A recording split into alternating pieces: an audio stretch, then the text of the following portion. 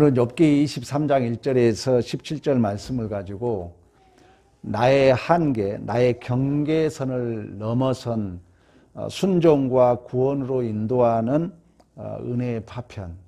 그 파편은 우리가 이제 고난이라고 표현하겠습니다만은 우리가 지난주에 그런 얘기를 했습니다. 기독교 신앙이란 어떤 문제가 생기면은 우리는 거룩하신 하나님을 믿고 또 하나님은 창조주이시고 또 하나님은 심판주라는 것 때문에 죄에 대한 민감성이 훨씬 강하다는 거예요. 우리 믿는 자들이. 그러다 보니까 본의 아니게 이 죄에 대한 민감성이 강하다 보니까 본의 아니게 이렇게 울타리를 칠 수 있다는 거예요. 우리들이 신앙생활을 잘한 만큼 또 내가 정직한 만큼 내가 진실한 만큼 내 이렇게 울타리를 칠 수 있다는 거예요. 그래서 우리가 무엇을 규명한다는 것을 이렇게 그 단어적 해석을 해보면은 울타리를 치다 이렇게 해석이 된다고 그래요. 그래서 내가 어떤 명제를 딱 내려버리는 순간 우리는 이제 울타리를 친다는 거죠. 나의 중심을 중앙에 놓으면은 그게 힘이 발휘해요. 그러나 항상 내 뜻을 변방에 놓고 이렇게 소통을 해라. 이런 얘기를 합니다. 또 한 가지 부작용은 우리의 이 도덕성이 강하다 보니까 나의 신앙의 어떤 그 민감성이 강하다 보니까 이제 우리가 또 하나 부작용은 어떤 문제가 생기면은 안 해버리죠. 왜? 내가 이제 그 나의 어떤 정결함과 정직함에 대한 민감성이 강하다 보니까 나의 그 울타리가 상할 것 같으면 내 울타리가 깨질 것 같으면 이제 아예 접근을 안 해버리는 이런 우리가 오류에 빠질 수 있다는 것입니다. 그래서 이제 엘리바스는 이러한 자기 주장이 강하다 보니까 자기 주장이 강하다 보면은 이제 자꾸 거기에 합리적인 없는 이야기를 하게 된다는 거예요. 그래서 우리가 이 세 친구들의 실수가 그러거든요. 엘리바스 우리가 지난주 설교가 그거였잖아요. 욥이 전혀 짓지 않는 일반적인 죄까지 나열을 하게 돼요. 여러분이 경험할 거예요. 어떤 오해가 하나 생기면은 그 말을 주장하기 위하여 다른 걸 끌어오는데 이 끌어온 것이 진실이 아닐 수 있다는 거예요. 없는 얘기를 끌어다가 내 주장을 펼칠 수 있다는 거예요. 특히 우리가 조심해야 될 것은 이러한 정직과 진실을 통해서 나의 헌신을 통해서 죄가 같이 들어온다는 거예요. 그래서 우리 지난주 확인했잖아요. 우리가 이스라엘의 그 실천적 행동은 세 가지입니다. 금식, 구제, 기도거든요. 그래서 너희가 구제할 때 나팔 불지 말라거든요. 기도할 때 외식하지 말라거든요. 금식할 때 너 금식한 척 말라 그러거든요. 그 말은 뭐냐면은 이러한 형태, 이러한 명분, 우리의 헌신, 우리의 진실, 우리의 정직을 통해서 이 죄가 들어온다는 거예요. 근데 이 죄는 단순하게 윤리 도덕 자원이 아니라 그것이 들어와서 금식을 해놓고 기도를 해놓고 다른 사람을 교회에 더 멀어지게 한다는 거예요. 그러니까 죄라는 것은 여러분 꼭 알고 계셔야 돼요. 형태 명분의 문제가 아니라 경향 지향성이라 그랬거든요. 그러니까 교회에 더 충성한 사람이 엄밀히 말하면 오해는 하지 마세요. 죄를 더 많이 지을 수 있어요. 왜? 내가 충성한 만큼 그렇지 않는 사람을 막 정죄하거든요. 또 내가 정직하고 진실하게 산 만큼 내 울타리가 강하다 보니까 그 선에서 벗어났냐 안 벗어났냐에서 주장이 강하다 보면은 다른 사람을 많이 정죄할 수 있다는 거예요. 충분히 우리가 욥기를 통해서 확인할 수 있는 내용입니다. 이 세 친구들은 이 세상에 있는 대답으로 끈질긴 공격을 합니다. 세 친구들이 주장한 거 엘리바스는 도덕률이에요. 윤리 도덕률, 틀.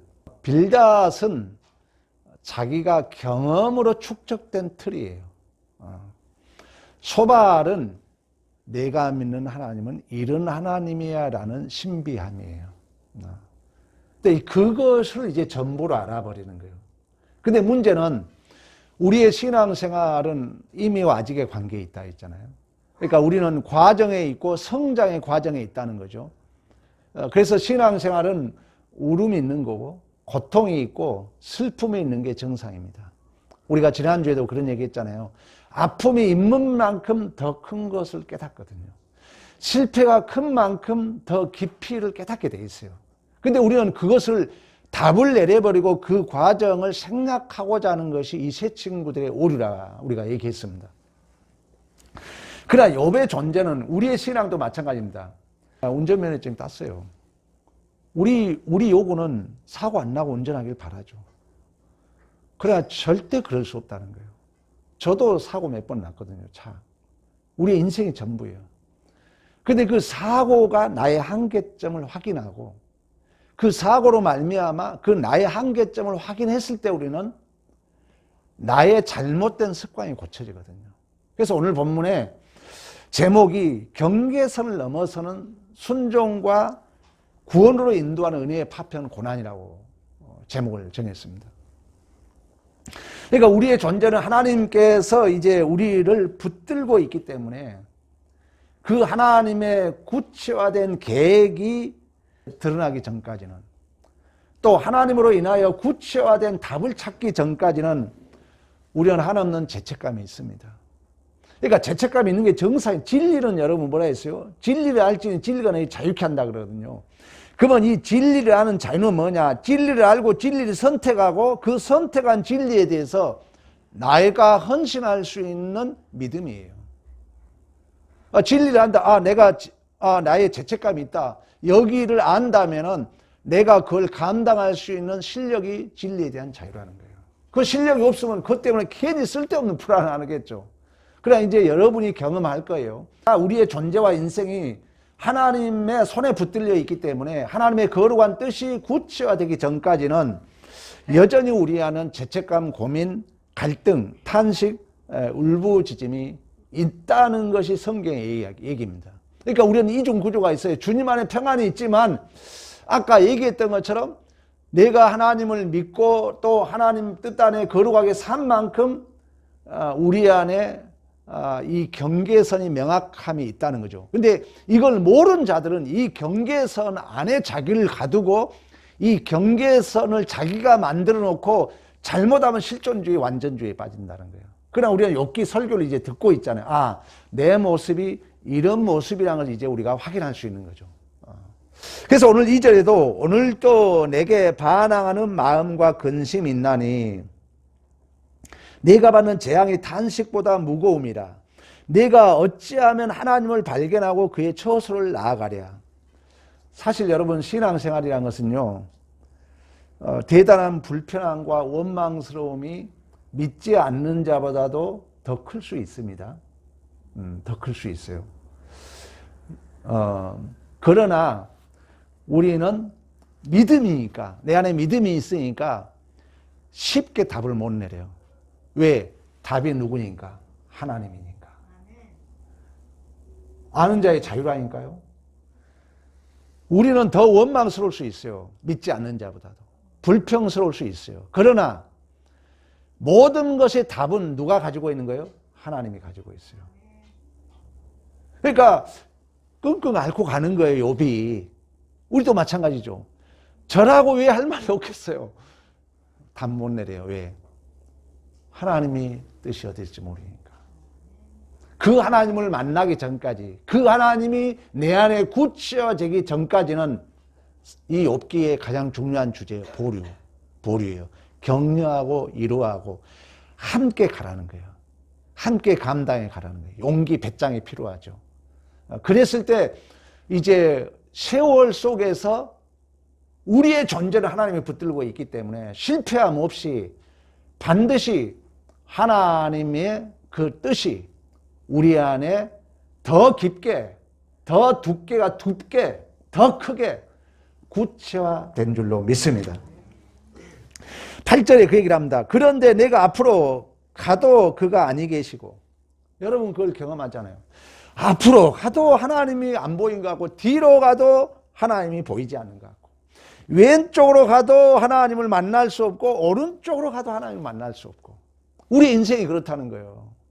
근데 우리가 쉽게 답을 내리면은 그 답이 잘못하면은 다른 사람을 나와 멀어지게 하고 교회와 멀어지게 하고 특히 우리 실수, 목회자와 멀어지게 할 수 있다. 조심해야 된다는 거예요. 우리의 실수가. 구원은 이처럼 여러분 사방이 막힌 데서 하늘을 보게 하는 신비함이 있습니다. 그러니까 일이 안 되는 것 같지만 이제는 여러분 꼭 가지셔야 돼요. 믿음을 가지셔야 돼요. 일이 지금 꽉 막혀 있잖아요. 그때 꺼지지 않는 기대감 있죠, 여러분. 정상이에요. 정상이에요. 근데 일이 안 보이니 꽉 막힌 것 같은데 이 꺼지지 않는 조그만한 소망이 없는 사람은 아직 믿음이 없는 사람이에요. 그러나 반드시 우리의 존재와 인생은 붙들고 있기 때문에 어떠한 막막한 여러분들이 자리에 있다 할지라도 우리 안에는 이 소망이, 믿음이 모락모락 싹터 온 줄로 믿습니다. 그래서 욥의 믿음은 결국 하나님은 자신의 모든 것을 보고 듣고 알고 계시며 하나님은 우리의 아버지이기 때문에 작은 신음에도 응답한다는 거예요. 그러나 아직 내가 하나님을 찾지 못하고 만나지 못하고 있다는 것입니다. 여러분 우리의 인생도 마찬가지입니다. 우리가 아직 고민하고 갈등한 것은 오늘 성경 얘기예요. 아직 하나님을 만나지 못했기 때문에, 아직 하나님을 내가 찾지 못했기 때문에. 그 말은 뭐냐면 하나님을 내가 아예 못 만났다는 것이 아니라 사실 내가 크게 되면은 바울이 그런 얘기 했잖아요. 내가 배고픔과 헐거움과 굶주림을 통해서 일체의 삶의 비결을 배웠다 그러거든요. 그러니까 예를 들면 여러분 내가 어떤 기계를 지금 가지고 있다 합시다. 자, 컴퓨터를 제가 가지고 있다 합시다. 문제가 발생했어요. 지금 문제는 뭐예요? 내가 컴퓨터를 모르기 때문에 해결 못하고 있는 거죠. 하나님과 관계도 마찬가지예요. 우리가 지금 안 풀려 있고 답답한 문제, 이거 신비입니다. 이게 신비예요. 지금 여러분들이 의문, 울부짖음, 이제 하나님을 알게 되면 다 해결돼요. 하나님에게 모든 것이 답이 있기 때문에. 지금 욥기에 계속된 우리가 주제입니다. 그래서 우리가 10절 내가 가는 길을 그가 아시나니 그가 나를 단련한 후에 내가 숨금같이 되어 나오리라. 내가 가는 길을 그가 아신다는 것은 내 존재와 운명이 하나님의 손에 있는 줄로 믿습니다. 하나님께서 우리를 다 알고 있다니까 여러분. 근데 하나님의 뜻이 아직 나타나지 않았고 감춰져 있기 때문에 내가 지금 울부짖고 있을 뿐이에요. 갈등하고 있을 뿐이에요. 고민하고 있을 뿐이에요. 그래서 여러분 은혜는 결과론적이라고 그래요. 그러니까 지금 고민하고 갈등하지만 세월이 좀 지나고 보면은 우리 고백했잖아요. 하나님이 이렇게 하셨습니다. 하나님의 은혜였군요. 우리 예배당 살 때도 우리가 그런 고민을 했던 거죠. 여러분 인생에 많이 경험할 거예요. 지나고 보면은 왜? 그때는 내가 하나님을 몰랐어요. 근데 지나고 보면은 내가 원했던 방법이 아니라 내가 원했던 결과물이 아니라 하나님의 신비함으로 우리를 복되게 인도해 가신 줄로 믿습니다. 여러분들이 경험할 거예요. 즉 나의 문제는 내가 찾고 내가 해결하는 나에게 문제가 있는 것이 아니라는 것입니다. 여러분 지금 문제가 여러분의 문제가 아니라니까요. 여러분이 책임질 문제가 아니에요. 걱정 마요. 하나님께서 해결하게 돼 있어요. 그러면 내가 지금 문제는 뭐냐? 내가 아직 하나님을 찾지 못하고 있을 뿐이에요. 하나님의 뜻이 온전히 나타나지 않았을 뿐이에요. 그러나 이제 세월이 지나면서 하나님의 뜻이 싹 어느 순간에 나타나게 되면은 그 문제가 나도 모르게 사라져요. 여러분 다 경험해 왔잖아요. 욥기의 얘기입니다. 그래서 11절 내 발이 그의 걸음을 바로 따랐으며 내가 그의 길을 지켜 치우치지 아니하였고. 그래서 영생은 누구를 아는 거예요? 하나님을 아는 거예요. 여러분이 지금 설교를 듣는 이유는 뭐예요? 하나님을 아는 거예요. 그러니까 설교를 안 들으면 믿음이 없는 거예요. 믿음이 없으면 뭐냐? 내 문제가 해결이 안 돼요. 그러나 이제 설교를 들으면서 믿음이 성장해 가면은 신비함을 느껴요, 여러분. 해결돼요. 신비해요, 그건. 반드시 경험할 겁니다. 내 발이 11절 그의 걸음을 바로 따랐으며 내가 그 길을 지켜 치우치지 아니하였고. 욥은 하나님 앞에 여러분 하나님 말씀을 한 번도 불순종한 적이 없었다는 거예요. 근데 친구들은 여러분 계속 반론했잖아요. 인과응보적 원리로 얘기했잖아요. 네가 지금 고난당해서 너의 죄가 있을 거, 너의 잘못이 있을 것이다. 이렇게 얘기했지만 욥은 한 번도 하나님의 말씀을 어긴 적이 없이 따랐음에도 불구하고 아직 해결되지 않는 문제가 있다는 거예요. 왜? 우리는 이미 아직의 과정에 있으니까. 우리의 신앙은 금년 교회 표가 이거예요. 이루었다함도 아니요 잡았다함도 아니요. 날마다 뭐하노라? 쫓아가네요. 날마다 달려가는 거예요. 12절 내가 그의 입술의 명령을 어기지 아니하였고 정한 음식보다 그의 입의 말씀을 귀히 여겼도다. 그러니까 욥은 하나님의 말씀을 정말 소중히 여기고 한 번도 어기지 않았음에도 불구하고 낯선 삶을 답을 찾지 못한 그런 고난을 당하고 있다는 것입니다. 그렇다면 여러분은 지금 얼마나 불순종 많이 하고 있음에도 불구하고 이 고난을 당하고 있잖아요. 그렇다면 여러분 위로가 되죠. 뭔 말인지 이해하는지 모르겠어요. 어떤 목사님이 미국에서 목회를 하는데 갑자기 아들이 교통사고로 하나님의 부름을 받았대요. 그래서 장례식장에서 외국에서 얼마나 외롭습니까? 참 위로받을 수 없는 그 입장에서 장례식장에 있는데 어떻게 알았는지 어떤 미국인 사람이 가까이 오더래요. 그 장례식장에 왔더래요. 와가지고 목사님, 내 아들도 교통사고로 하나님의 부름을 받았습니다. 그 말이 그렇게 위로가 되더라는 거예요. 여러분, 우리의 구원을 여러분 잘 이해하세요. 문제 해결의 문제가 아니에요. 내가 그 문제를 내가 품을 수 있는 실력이에요. 진리의 자유는 뭐라고요? 진리를 알고 그 진리에 내가 선택했으면 그걸 감당할 수 있는 실력이라니까요. 이걸 모르면 여러분 신앙생활이 뭐가 뭔지 모릅니다. 뭐가 뭔지 몰라요. 구원을 분명히 아셔야 돼요. 그래서 우리의 위로가 예수의 고난을 통해서 우리가 그 고난이 넘쳐서 위로가 되는 것처럼 여러분들이 부모로서 자녀들에게 위로될 수 있는 유일한 길은 뭡니까? 여러분들도 또다시 우리 어머니의 갔던 길을 가고 있다는 거예요.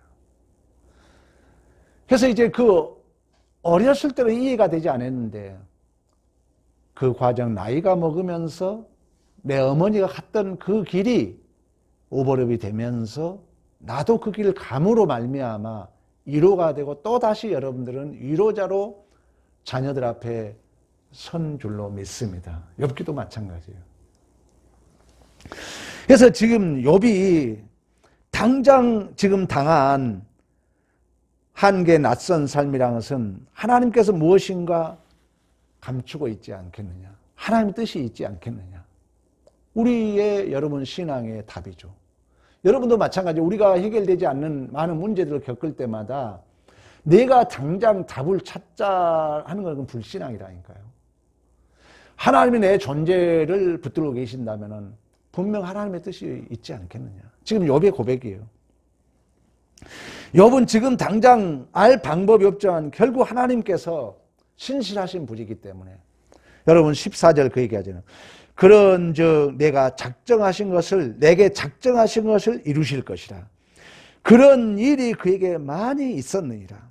13절 그 뜻이 일정하시니 누가 능히 돌이키랴. 그 마음에 하고자 하는 것이면 그것을 행하시나니 이렇게 얘기해요. 그러니까 하나님의 뜻은 한결같아요. 반드시 그 하나님의 뜻을 이루실 줄로 믿습니다.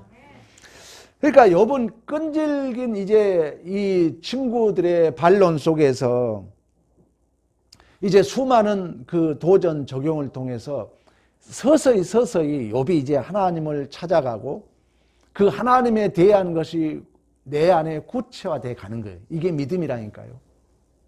욥기에 우리는 결론을 가지고 있잖아요. 42장까지 끌고 가서 말씀만 들었었던 하나님을 뭐라고요? 눈으로 보게 된다는 거예요. 우리의 삶의 여정을 얘기해 주는 거예요. 그러니까 신앙이 참, 여러분들은 그냥 보이는 형태의 답을 딱 지길 원하잖아요. 아니에요. 보이지 않는 그 하나님의 답이라니까요. 참 어려운 얘기입니다.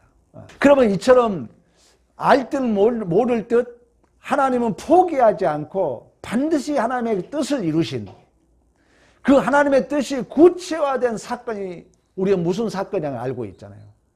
그래서 결국 이제 하나님께서는 절대적으로 타협할 수 없는 그 뜻을 구체화시킨 일이 바로 예수 그리스도를 통하여 우리를 구원하신 일인 줄로 믿습니다. 그래서 사도행전은 천하에 구원을 얻을 만한 다른 이름을 우리에게 주신 일이 없다 그래요. 그러니까 하나님께서는 자기의 그 깊이 넓이 모든 뜻을 우리가 사도행전에 이미 공부했습니다마는 예수 그리스도의 십자가의 죽으심과 부활을 통하여 증언했거든요. 이 일 외에는 하나님은 결코 타협할 수 없다는 것입니다. 그러니까 영생은 하나님과 그가 보내신 독생자 예수를 아는 거라고 말씀했던 것처럼 우리의 여러분 가장 큰 문제가 뭡니까? 사실 죽음의 문제잖아요. 그 죽음의 문제까지 예수 안에서 다 해결되었잖아요. 그렇다면은 우리의 답이, 우리의 인생에 지금 해결되지 않는 문제가 당장 우리는 형태와 명분으로 해결되길 원하지만 잡히지 않고 보이지 않은 것 같은, 결국 이제 하나님의 그 뜻이 구체하게 드러나게 되면은 지금의 모든 궁금증이 해결될 줄로 믿습니다. 우리가 욥기에서 보고 있는 것처럼 갑자기 자녀가 죽고 재산을 잃고 자기는 몸이 악창이 나고, 이래 이제 낯선 삶은 내가 가지고 있는 한계, 내가 가지고 있는 그 울타리 너머에 무엇인가 하나님의 뜻이 있다는 수준에까지 이제 욥이 인도함을 받는 거예요. 우리의 신앙도 마찬가지예요.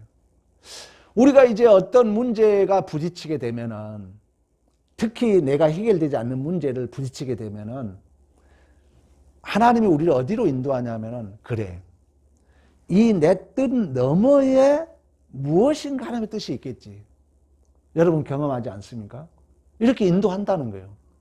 실질적으로 그런 마음을 여러분 다 갖게 돼 있어요. 지금 욥기가 증언하는 거예요. 욥기가 장장 우리가 42장까지 가는 것처럼 지금 23장이면 중반에 왔잖아요. 여러분 인생의 중반, 믿음의 중반에 왔다면은 여러분도 이런 고백을 하게 될 거예요, 분명히. 뭔가 한계점에 부딪히면은 그래도 내 생각 이상의, 내 생각 너머에 하나님의 뜻이 있겠지. 이러한 믿음을 갖게 된 줄로 믿습니다. 욥도 마찬가지예요. 욥도 나름대로 우리가 1장에서 선언하고 있는 것처럼 의인처럼 전혀 하나님의 말씀을 거역하지 않고 살아왔지만, 또 그러므로 말미암아 좀 원망스럽고 불평스러운 우리가 2절 3절 말씀했던 것처럼 그런 삶을 살아왔지만, 그러나 아직 당장 답은 보이지 않고, 그럼에도 불구하고 내가 가지고 있는 이 한계, 내가 가지고 있는 이의 범주 너머에 하나님의 뜻이 있겠지라는 그런 믿음은 가지고 있지만 당장 답은 안 되기 때문에 원망, 불평, 갈등, 울부짖음이 있음을 성경은 우리에게 말씀해 주고 있습니다. 그러면 이러한 삶이 여러분 나만 살아왔느냐? 우리의 신앙의 유일한 위로는 예수거든요. 여러분이 지금 참 말할 수 없는 고민, 갈등 속에 하나님 앞에 울부짖고 하나님 앞에 소원하고, 이러한 삶이 나만 살아왔느냐? 그게 아니라는 거예요. 우리 예수님도 그러한 삶을 살아왔거든요. 예수님도. 우리가 한번 찾아보겠습니다. 히브리서 5장 7절부터 9절까지 시작. 그는 육체에 계실 때에 자기를 죽음에서 능히 구원하실 이에게 심한 통곡과 눈물로 간구와 소원을 올렸고 그의 경건하심으로 말미암아 들으심을 얻었느니라. 그가 아들이시면서 받으실 고난으로 순종함을 배워서 온전하게 되었은즉 자기에게 순종하는 모든 자에게 영원한 구원의 근원이 되셨다. 이렇게 얘기합니다. 예수님께서도 그 당한 고난이 여러분 심한 통곡과 눈물과 간구의 소원을 올렸다고 말씀했던 것처럼 예수님도 그 당한 고난이 예수님이 여러분 십자가상에서 그런 고백을 하잖아요. 땀방울이 땅에 떨어졌더니 핏방울 됐다 그러거든요. 그때 성경은 뭐라고 하냐면 힘쓰고 애써 더욱 간절히 기도했다고 그래요. 그 기도의 제목은 뭡니까? 내 뜻대로 마옵시고 아버지 뜻대로 하옵소서. 이제 이러한 그 한계를 통해서 예수님이 온전한 순종을 배웠고 그 순종이 구원의 근거가 되었다 그러거든요. 우리의 신앙도 마찬가지예요. 우리의 신앙도 한계점을 부딪히지 않으면 순종하지 않습니다. 여러분이 대충 신앙생활을 해가지고 순종할 것 같습니까? 안 그래요. 그래서 하나님은 우리에게 꼭 확인한 게 뭐냐? 절망을 확인해요. 막막함을 확인해요. 그게 경험되지 않으면 순종하지 않습니다. 물론 평범하게 여러분 살아오지만 그래도 결정적인 이제 우리의 물꼬를 돌릴 때는 하나님이 반드시 한계점에 부딪히게 합니다. 특별한 삶에 부딪히게 합니다. 그래가지고 그 부딪힘을 통해서 온전한 순종을 배우게 되고 그 온전한 순종을 통하여 진실로 우리의 구원을 경험하게 한 줄로 믿습니다. 꼭 여러분들이 기억하셔야 돼요. 그러므로 순종이라는 것은 인간이 가지는 한계점을 넘는 그걸 이제 성경은 이제 죽음 또는 낯선 삶이라고 그러죠. 우리가 여러분 베드로를 한번 생각해 볼래요?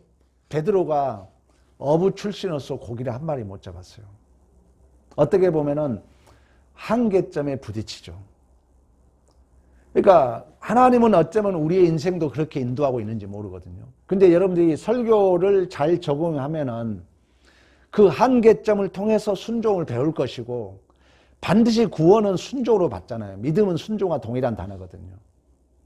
그러니까 베드로가 밤새도록 고기를 못 잡아요. 그러니까 어떻게 보면 어부로서 참 자존심 상할 일이죠. 근데 주님이 나타나요. 그때 주님이 깊은 데 오른편에 던지라 그러거든요. 그때 이제 그물이 찢어진 걸 경험합니다.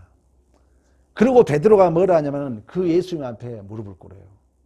그러면서 주님, 나를 떠나소서 내가 죄인이라 고백하거든요. 그러니까 신앙이 그냥 두리뭉실하게 내 목적대로 살아가고 하나님을 수단으로만 삼는다면 할 말이 없어요.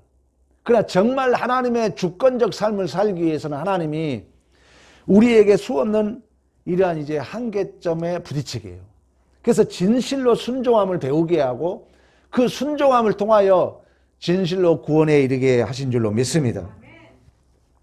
그래서 우리가 온전한 순종이라는 것은 신념, 결단, 소원의 문제가 아니라 내 스스로 해결할 수 없다는 한계점에 반드시 부딪히게 돼요. 부딪혀야만이 그 한계점을 우리는 넘어가게 되고 그 넘어갔을 때만이 우리는 하나님께서 살아가신 진정한 구원의 기쁨을 누리게 된 줄로 믿습니다. 하나님 우리가 실수했을 때 하나님은 쉽게 타협하지 않습니다. 쉽게 타협하지 않는다는 얘기는 그냥 두리뭉실하게 넘어가지 않는다는 거예요. 그래서 우리가 실수했을 때 여러분 후회할 용기가 필요합니다. 또 우리가 신앙생활에 이 한계점에 부딪혔을 때 아파하고 울어야 할 용기가 필요해요. 그러니까 뭐 모른 척하고 넘어가지 말라니까요. 제가 아까 얘기했잖아요. 신앙생활이 우리가 성장이 없는 이유가 두리뭉실하게 넘어가려고 그러거든요. 또 안 그런 척하고 넘어가려고 그러거든요. 그렇지 않아요. 여러분 성경을 잘 보면 베드로가 얼마나 신앙이 대단했습니까? 예수님께서 십자가 죽음을 얘기할 때 죽는데도 같이 가고 오게도 같이 간다 그러거든요. 그때 주님이 야 너는 다 굴기 전에 날 3번 부인하자 그래요. 그때만 해도 베드로는 자기의 신앙의 신념 의지대로 살았죠. 그러나 실질적으로 이제 예수님을 저주하면서 부인하잖아요. 그래서 예수님을 저주하고 부인하는 순간 예수님하고 눈이 마주칩니다. 그 눈이 마주친 순간 네가 닭이 울기 전에 나를 3번 부인하라는 그 말씀이 생각나거든요. 통곡했다 성경이 기록하고 있어요. 그러니까 우리 신앙이 지금 친구들의 신앙의 실수는 뭐냐면 이러한 울 수 있는 기회, 또 이렇게 후회할 수 있는 기회를 없애고자 하는 게 친구들의 잘못이죠. 그러나 우리는 오늘 실수했어요. 내일 또 실수할 수 있어요. 그리고 실수하면 우리는 후회할 용기, 아파할 수 있는 배짱, 울 수 있는 담대함이 용기가 필요하다는 거죠. 그랬을 때 우리는 그 한계점을 넘어설 수가 있거든요. 그러면 넘어선 만큼 우리는 하나님께 더 가까이 가는 거죠. 또 넘어선다는 것은 쉽게 말하면 또 다른 역설은 내 생각, 내가 부인되는 거죠.